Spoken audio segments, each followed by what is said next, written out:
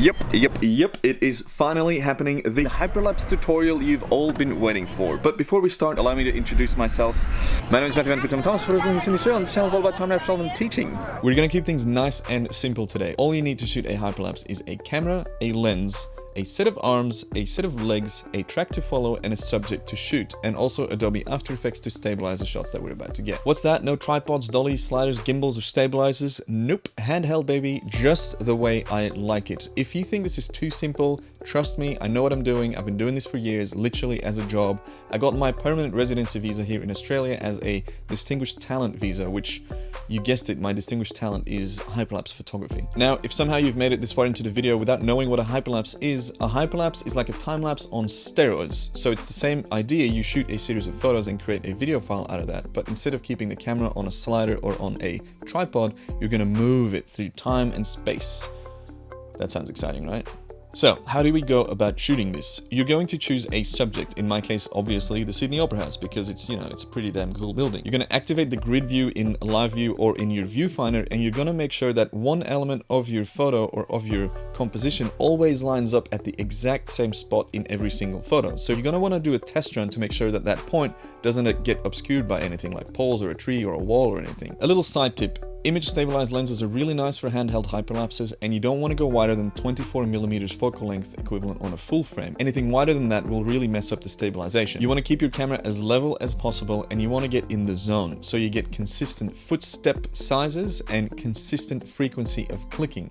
That's right, we're not using an intervalometer, we're doing everything handheld, and when I say in the zone, you really want to get in the zone. So get comfortable, get comfortable doing it, and do a couple of test runs and make sure that you stepping the same step and that you're clicking the same click, and you'll see when we're post-processing this that it really is that simple. The more you do it, the easier it becomes to just be really consistent.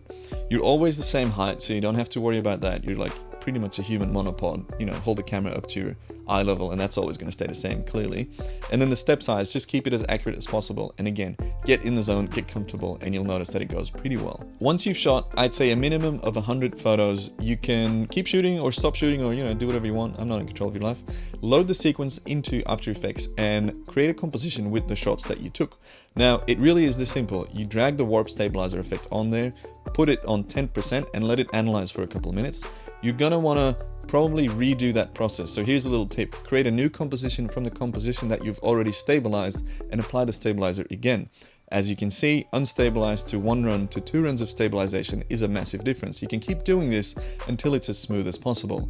Now, you do want to shoot it as accurately as possible, because if you shoot it badly, it might not be fixable. Once you're done stabilizing, just export the video file, create a fun edit with it, upload it online, and tag me in it so I can see what you've made. I'd love to see the results of this tutorial. You can also use the hashtag matjoez hyperlapse, so I can click on that on Instagram or Twitter or whatever and see who's making what. I would really love to see your shots. In the comment section of this video, you will find a link to a written blog post where I go into more detail, and you can also download a little PDF file that you can take with you when you're out shooting. Please leave a comment and a like on this video. That really helps the channel grow. You can check out my Patreon if you want to support more tutorials.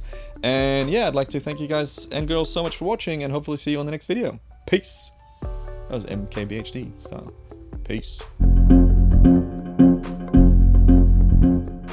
This is obviously one way of shooting hyperlapses. You can shoot them, as I mentioned in the video, many different ways, using, you know, gimbal stabilizers, dollies, tripods, monopods, body mounts, you name it. I've shot it. It depends on the ground that you're on, the subject that you're shooting, the length of the shot, the type of camera that you're on, and what you want to achieve and stuff.